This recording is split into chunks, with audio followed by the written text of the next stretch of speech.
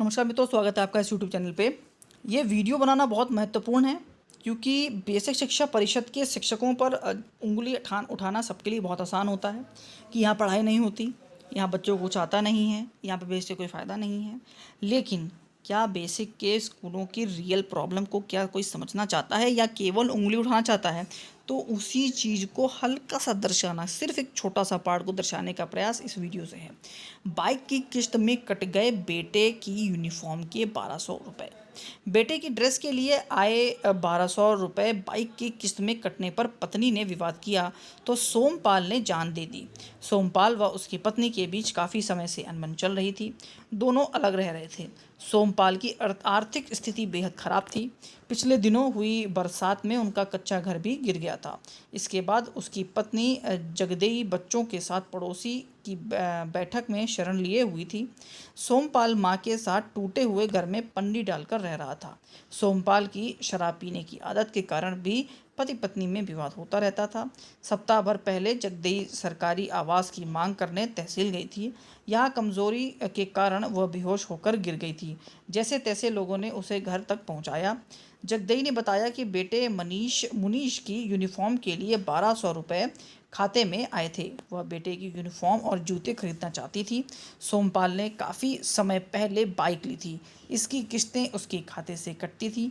खाते में आए बेटे की यूनिफॉर्म के रुपए किस्त में कट गए।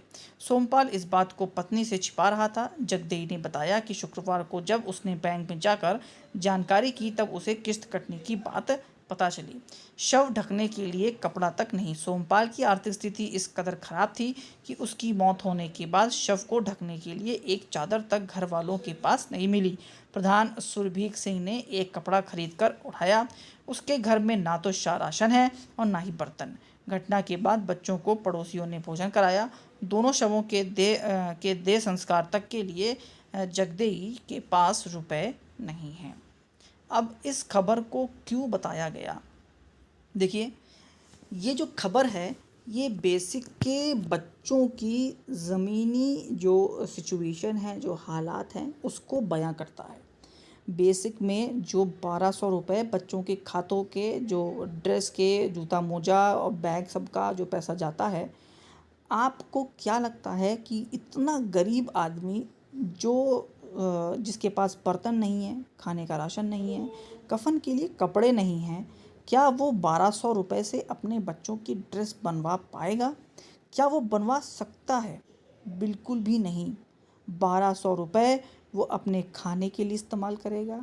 वो 1200 रुपये अपनी उन ज़रूरतों को पूरा करने के लिए इस्तेमाल करेगा जो बच्चों की पढ़ाई और बच्चों के ड्रेस जूते से ज़्यादा महत्वपूर्ण है।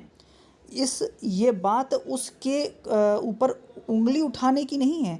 ये बात उसकी कमज़ोरी और उसकी मजबूरी दिखाने की बात है कि कितना मजबूर है वो इंसान, कितना गरीब है वो इंसान कि उसके पास जो 1200 रुपये आ रहे हैं वो उससे अपना पेट भर रहा है। और लोग कंपेयर करते हैं बेसिक के बच्चों को प्राइवेट स्कूल से। क्या स्थिति के बच्चे वहाँ पढ़ाई कर रहे हैं उनको देखिए। ये एक व्यक्ति की बात नहीं है, ये लगभग 70% लोगों की बात है। हम सबको एक तराजू पे नहीं तौल सकते। 30% 40% ऐसे बच्चे भी आते हैं जो ठीक ठीक घर के आते हैं, उनके पास इतनी समस्याएं नहीं होती, लेकिन फिर भी वो कोई धनाढ़ नहीं है, क्योंकि आप जानते हैं बेसिक में वही बच्चे पढ़ते हैं जो वाकई में गरीब हैं। तो लोग कंपेयर करते हैं बेसिक को और प्राइमरी को और आपके प्राइवेट स्कूलों को। कल ही एक देखिए खबर मैंने बनाई थी जिसमें करीब 950 से ऊपर के टीचर्स का ऊपर नोटिस आई थी क्योंकि बच्चे इस विद्यालय में कम आ रहे हैं। अब जिस बच्चे के घर पे ऐसी समस्याएं हैं, जहां माँ बाप लड़ाई कर रहे हैं, खाने को सामान नहीं है, कपड़े नहीं है, बर्तन नहीं है, क्या वो बच्चा पढ़ाई के लिए जागरूक हो सकता है? क्या उसके घर पे पढ़ाई वाला माहौल है? तो कदापि नहीं। वो विद्यालय पढ़ने के मूड से कभी आ ही नहीं रहा।